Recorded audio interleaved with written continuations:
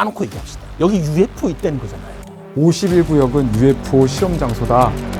뒤로 나자빠졌어요. Right, this came from somewhere else. I mean, as bizarre as that is to believe, but I mean, it's there. I saw it. I know what the current state of the art is in physics, and it can't be done. 극비문서 전쟁의 실마리 시작합니다. 모시기 어려운 분 모셔왔습니다. 지금 사이버 현대전 분야에서 정말 핫하신 분이죠. 삼사관학교의 박동희 교수님 인사드리겠습니다. 반갑습니다. 예, 안녕하세요. 오늘은 박동희 교수님과 51구역을 둘러싼 1급 기밀을 풀어나가 볼 텐데요. 현재까지도 음모론의 결정판으로 알려진 미국의 1급 기지, 극비기지 51구역. 이곳은 어떻게 왜 전쟁의 실마리가 됐을까요? 자, 51구역 오늘 우리가 지도를 준비했죠. 예, 맞습니다. 그 지도 화면을 보면서 한번 같이 얘기를 해볼까요? 예. 가시죠. 51구역은 혹시 교수님 여기서 딱 어디다 짚어줄 수 있으세요? 아, 이게 대략. 쉽지 않은데 네. 51구역은 여기 네바다주에 있습니다. 이 부분 좀 한번 확대해 볼까요? 자, 여기란 말이죠. 여기는 이제 중심부고 이 주변의 부속 시설까지 다 합하면 대략 어느 정도 크기라고 얘기를 하나요?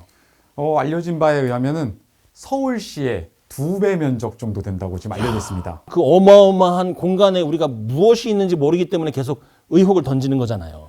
여기 봐봤자 뭔가 길게 이렇게 선이 이어져 있는 것 같고 뭔가 여기 이렇게 보면 창고 내지는 경납고가 있는 것 같고 이러한 좌우로 이어진 선형 모습들이 많이 보인단 말이죠. 이것은 도로이거나 아니면 다른 어떤 인공적으로 지어진 시설이 아니면 이런 형태가 나타나기 힘들거든요. 근데 입구에 가면 이러한 경고판이 있다고 그래요.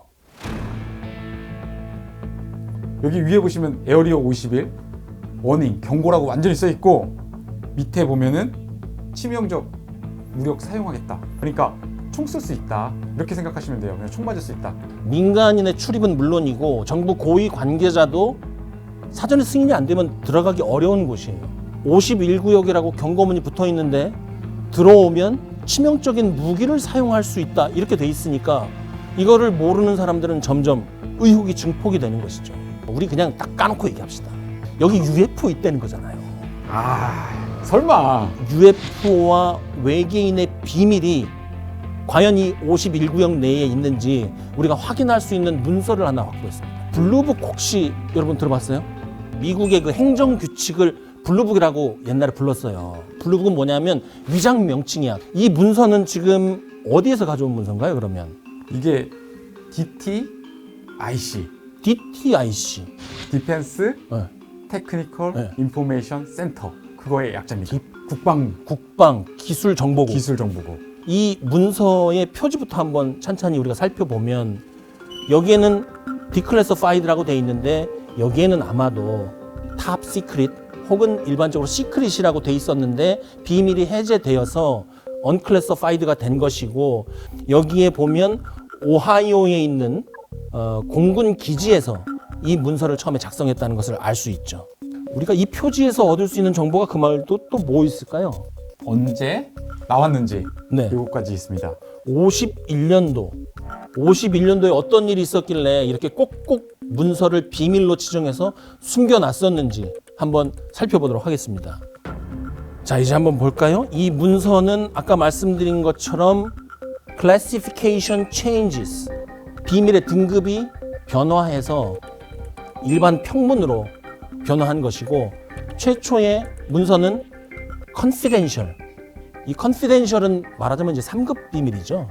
3급 비밀이 confidential이고 우리가 말하는 2급 비밀이 그냥 secret이고 1급 비밀이 top secret이고 이거 전체를 묶어서 극비라고 광의로 해석하거나 아니면 1급만을 극비문서라고 하기도 하는데 1급 비밀, top secret이라는 것은 이것이 공개되었을 때 국가의 안보에 사활적인 피해를 입을 가능성이 있는 문서를 얘기를 합니다. 요새는 이제 좀 추가해서 전쟁이 날 수도 있는 문서다 그렇게 얘기를 하더라고요. 맞습니다. 아무나 못 보죠. 네. 그런데 이제 2급부터는 조금 헷갈려요. 국가의 안보에 상당한 위협을 가할 수 있는 문서다. 3급은 국가의 안보에 현저한 영향을 끼칠 수 있는 문서다. 그럼 오늘 보는 문서는 어느 등급에 속하는 걸까요? 지금 제가 봤을 때는 명확히 나오는 거는 컨피덴셜이잖아요. 컨피덴셜은 지금 3급 비밀이죠. 그런데 비밀을 공개하긴 했는데 밖에 공개해서는 안 되는 문서들은 지워놨거든요. 맞습니다. 그래서 그것을 지우기 전에는 저는 1급 비밀 내지는 2급 비밀에 해당했었다고 생각합니다. 각각의 문서는 더 높은 수준의 문서인데 이것을 대중에게 공개할 수 있는 수준으로 낮추기 위해서 이것을 컨피덴셜로 1차 비밀을 변경을 했고 나중에 언클래시파이드 비밀 해제를 해서 평문이 된 것이 아닐까 싶기도 해요. 이 프로젝트 블루북 계속 한번 보실까요? 1952년 11월까지 총 27회의 보고가 공군에 접수되었다. 그리고 이 여름에 관련된 보고들을 보면 뭔가 미확인 물체에 대한 보고 건수가 급증했다는 거예요. 실제로 우리가 이거 UFO 내용 아니야? 이렇게 의심할 수 있을 만한 내용이 나옵니다. 1952년 11월 3일자 라레도 텍사스에서 보고가 들어왔다는 거죠. 통제탑에 있는 두 오퍼레이터가 동시에 보고를 했으니까 이것은 뭔가 잘못 본 건 아니에요. 맞습니다. 그런데 뭐라고 그랬냐면 길고 타원형이며 회색인 물체가 공중으로부터 날아와서 잠시 멈췄다가 동남쪽으로 급발진해서 날아갔는데 당시에 그렇게 공중에서 멈췄다가 급발진할 수 있는 비행체가 없어요. 그리고 날아갔는데 꼬리가 안 남았다는 거죠. 그 연료를 태워서 날아가는 물체가 아니라 뭔가 이상한 거라는 거죠. 그리고 1952년 11월에도 보고서가 하나 들어옵니다. 자, 여기에 보면 이 Flying Saucer 이게 비행 접시잖아요. UFO 하면 비행 접시 아닙니까? 맞습니다. 이것을 발견한 사람이 비행 접시가 쪼개진 조각을 주워 가지고 펜타곤에 연락했는데 대답을 안 하니까 자기가 소련 대사관에 가서 갖다 팔았다는 거잖아요. 미확인 비행 물체에 관한 것은 아닌 것으로 판명이 났죠. 뒤에 보면 이것은 거짓 보고서였다. 맞습니다. 이렇게 보고가 됩니다. 미확인 비행 물체의 얘기만 계속해서 나오는 것은 아니죠. 예, 맞습니다. 프로젝트 블루북 1966년에 나온 건데요. 블루북 자체는 UFO라고 의심되는 물체들에 대한 그 보고를 쭉 미 공군에서 수집해가지고 정말 이게 UFO인지 아니면은 다른 건지 이렇게 보는 거예요. 네. 정말 이 UFO가 맞냐 아니냐가 하나 있고, 그다음에 이게 우리의 안보에 위협이 되느냐 안 되느냐. 적이냐 혹시? 그렇죠. 그것을 확인하기 위해서 이걸 수집했다는 거죠. 그럼 본문에 있는 거를 한번 내용을 보도록 할까요? 예. 이 안에 뭐가 있는지가 사실 우리가 궁금한 거거든요. 흥미를 돋을 만한 통계가 있다고 해서 뽑으신 게 하나 있는데 이 통계는 뭘 의미하나요? 아까 66년 기준으로 그 전까지에 대한 통계예요. 과연 관측된 게 뭔가 12,618개의 그 관측이 있었고 그 중에 701개가 네. 모르겠다. 요 내용인데 똑바로 천문학적인 이런 기상 현상들 있잖아요. 네. 뭐 별똥별이 떨어진 거나 뭐 그러한 것들을 보고 사실 한 게 제일 많고 네. 그 다음이 이제 벌룬 우리가 이제 기구 띄우고 그래가지고 그 당시에 또 많이 띄웠던 게 기상 관측하려고 기상에 대한 거를 연구하는 것들이 또 많이 떠져 있어요. 저 숫자 속의 비행 물체들은 과연 무엇이었는지 여러 가지가 궁금해집니다. 근데 여기 보면 2배나 3배도 아니고 10배씩 혹은 2배씩 이렇게 올라간 시점이 있거든요. 그런데 희한하게도 이 시기를 보면 1949년 그리고 이 시기를 보면 1950년대라는 상황이 있는데 이때가 두 번 다 미국이 국가 안보에 대해서 굉장히 큰 위협을 느낀 시기잖아요.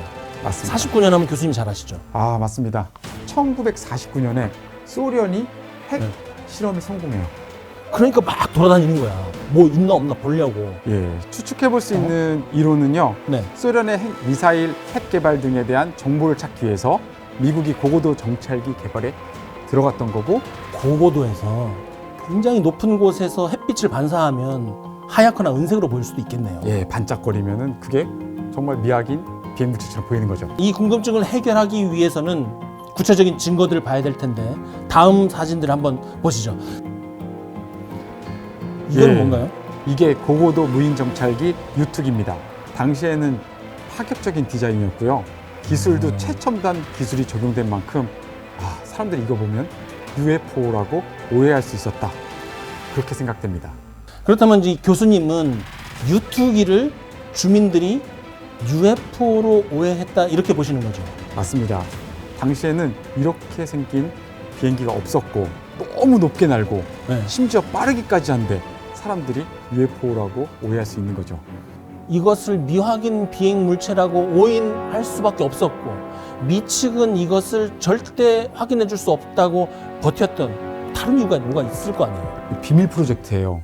누구도 모르는. 그래도 쉽다. 비밀이라서. 아니, 아무도 본 사람이 없는 거예요. 프로젝트 블루북에 비행기라고 해서 어떤 거는 T-33입니다라고 해서 정확히 알려줘요. 어떤 거는 그냥 비행기다라고만 얘기하거든요. 그런 부분들이 아무래도 사람들의 의심을 사는 거죠. 그러한 내용들이 나와 있는 문서가 좀 있으면 좋겠는데 우리가 그냥 얘기로만 하면 근거가 없는 거잖아요. 뭔가 문서가 남아 있나요? 그럼요. 2013년에 CIA가 공개한 문서가 있습니다. CIA가 예, 맞습니다. 이거 해갖고 우리 잡혀가는 거 아니야? CIA가 공개했다니까요. 이거 지금 우리 이거 한 1000회까지 가야 되는데 2회하고 잡혀갈 수도 있어. 이거 잘못했고 한번 여기 이제 넘어가서 51구역에서 U2 거쳐서 UFO 이제 CIA까지 나옵니다. 가지고 맞습니다. 오신 문서 한번 보도록 하죠. 여기 문서에 보면 교수님 말씀해 주신 것처럼 CIA도 나오고 정찰도 나오고 그러네요. U2도 나오고 거기에 뭐 구체적으로 나온 문장 같은 거 소련을 지칭한 그런 문장이 있나요? 소련은 미국과 군사적으로 동등한 위치를 향해 거침없이 나아가는 것처럼 보이는 위험한 상대라고 이 문서에 나옵니다.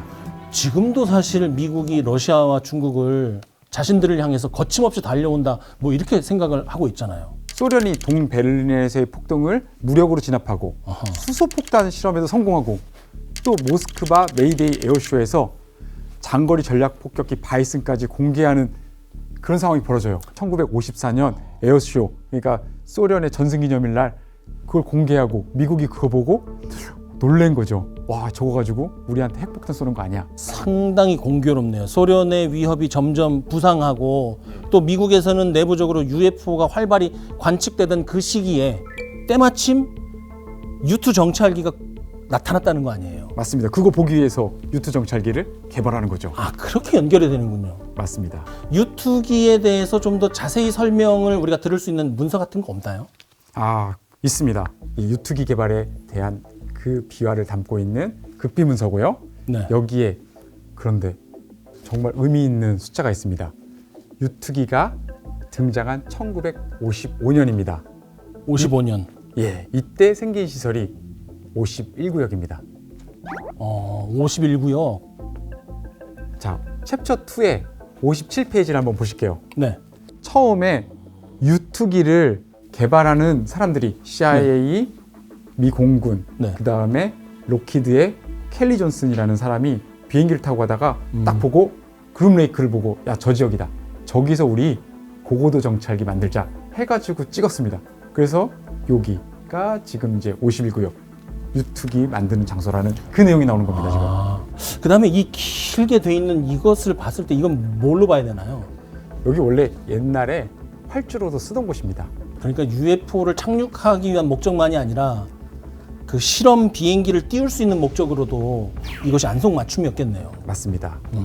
U2 첩보기가 최초로 네바다 사막에 온 것은 1955년 7월 25일이었고 첫 시험 비행은 8월 4일 이루어졌던 거죠. 이 비행기의 개발 및 제작은 CIA 작전 활동 중 최고 기밀 가운데 하나였습니다. U2는 특정 목표를 계속 감시할 수 있는 장점이 있었고 대표적으로 냉전 시대 최대 위기인 쿠바 미사일 사건이 벌어질 때 그때 그 중심에 있었습니다. 1962년 10월 14일 U2기에 의한 첩보 사진에 소련이 쿠바에 건설 중인 핵 미사일 기지 사진이 촬영되죠. 그걸 정찰한 비행기가 바로 U2기입니다. 자, 사진 보시죠. 이게 U2기가 당시에 촬영한 정말 정밀하죠. 이게 쿠바에 설치하고 있던 소련의 미사일 기지였던 겁니다. 당시 케네디 대통령이 쿠바에서 서반구로 발사된 모든 핵미사일은 소련의 미국에 대한 공격이라고 간주할 것이다. 우리 결코 좌시하지 않겠다. 이렇게 얘기를 했고 그때 완벽한 보복 대응을 하겠다. 이 얘기도 나와서 유행을 했던 적이 있어요. 모두 3차 세계대전이 나는 것 아니냐 이렇게 걱정도 했었고 이 일촉즉발의 상황 직전에 결국은 소련이 미사일 기지를 철거해서 전쟁으로 가진 않았습니다만 어쨌든 이것을 발견한 것이 교수님이 말씀하신 U2라는 거잖아요. 맞습니다. 유투기가 그때 촬영한 사진 때문에 전쟁, 3차 세계대전으로 갈 수 있었던 그 전쟁을 억제하는 그 실마리를 제공했던 거죠. 자, 그러면 우리 좀 더 얘기는 앉아서 이제 좀 얘기를 해보도록 하죠. 우리가 에어리어 51에서부터 시작해서 UFO, CIA 보고서, 유투기, 그리고 쿠바 미사일까지 온 것 같습니다. 유투기가 쿠바 미사일 기지를 발견하지 못했다면 어떻게 됐을까? 어떤 일이 벌어졌을까? 궁금하지 않으세요? 그건 공식이 있죠. 발견하지 못했더라면 정치 전략적으로는 미국의 국제적인 위신이라든지 아니면 서방 진영의 그 정치적인 입지가 굉장히 좁아졌겠죠. 당시에는 이데올로기의 싸움이었기 때문에 이데올로기 싸움에서 소련이 앞서갈 수밖에 없었을 것이다. 두 번째, 작전적으로 지금 현재 미국은 그 당시 어떻게 하고 있었습니까? 소련과 결전을 벌이기 위해서 미 서부 해안의 주요 전략적 무기라든지 방공 시스템을 다 갖춰놨단 말이에요. 근데 턱 밑에 미사일을 쿠바 쪽에 미사일을 치켜들고 있는 소련이 거기를 잠식하고 있다고 하면 동부 해안 지역으로 작전 및 전술 역량을 옮길 수밖에 없었겠죠. 그렇게 됐더라면 군사적으로 공백이 발생했을 것이다. 맞습니다. 어떻게 생각하세요? 아니, 실제로 쿠바라는 게 플로리다 바로 밑이잖아요. 그렇죠. 정말 가까워요. 미국 본토를 미사일에 핵탄두를 탑재하고 쏜다.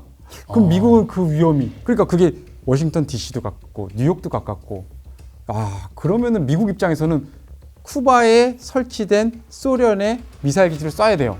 그 전에 제거해야 될 거 아니에요. 그렇죠. 그러면 미국이 소련을 공격한다.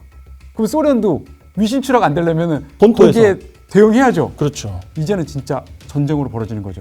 제3차 세계대전 바로 갔을 겁니다. 그러면 51구역 주변에서 계속해서 미확인 비행물체가 확인이 되고 국민들이 계속 요구를 하니까 그것이 실은 어떠한 비행체였다라고까지 인정을 하는데 51구역 자체는 그토록 숨겼을까요? UFO도 확인을 해주고 비행체도 확인해줬는데 왜 그 구역만은 그렇게 숨기려고 했을까요? 이건 아마도 제 추측인데 여전히 미국은 소련, 지금은 러시아와 중국으로 넘어갔는데 네. 계속적으로 최첨단 기술을 경쟁하면서 지금도 냉전 시대가 이어지는 게 아닌가. 그러니까 사실 우리도 모르지만 51구역에서 여전히 또 다른 신무기가 개발되는 게 아닌가라는 의혹이 있을 수 있겠죠. 아직도 오늘 그 51구역을 둘러싼 극비문서 알아봤습니다. 외계인의 존재는 여전히 드러나지 않았는데요. 진실은 지금 현재 어떻게 기록되고 있을지 굉장히 궁금합니다. 51구역의 다음 극비문서를 기다려봅니다.